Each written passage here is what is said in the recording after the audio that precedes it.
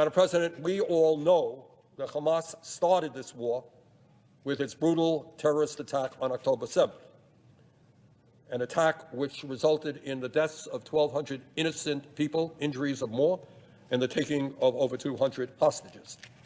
In my view, there is absolutely no question that Israel has the right to defend itself and respond against the perpetrators of that horrific attack.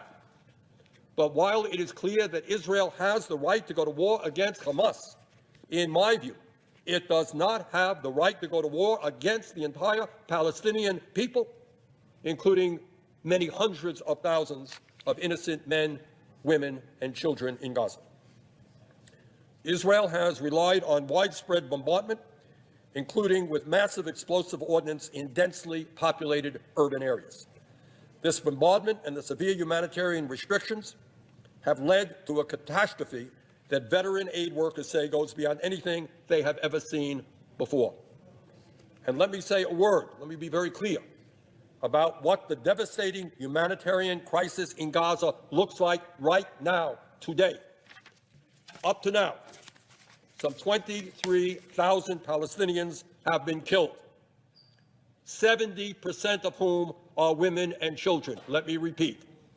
Some 23,000 Palestinians. Remember, we're talking about a population of a little over 2 million people. Some 23,000 Palestinians have been killed, 70% of whom are women and children. More than 58,000 people have been wounded. 146 United Nations workers have been killed, more UN workers killed than in any previous war ever. Madam President, in Gaza, and this again is just unspeakable, in Gaza, 1.9 million people have been displaced by the bombing. They've been thrown out of their homes, and that is more than 85% of the population. Can you imagine a population of some 2.2 million people, and 85% of those people have been forced out of their homes?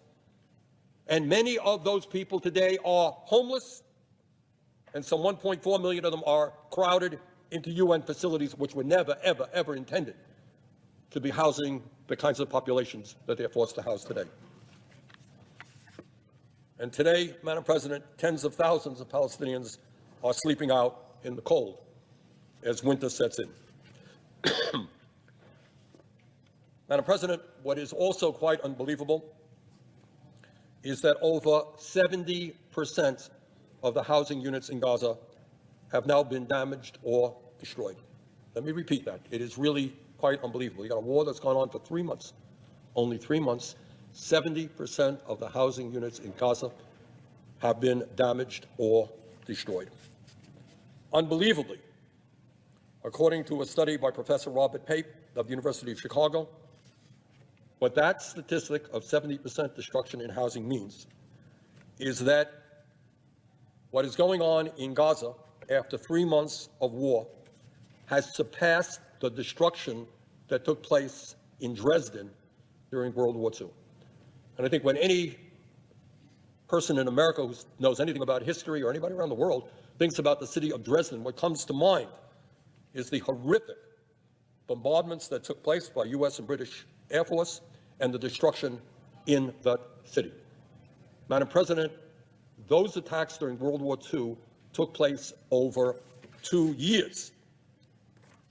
The destruction in Gaza after 3 months in terms of housing is worse than what took place in Dresden over 2 years.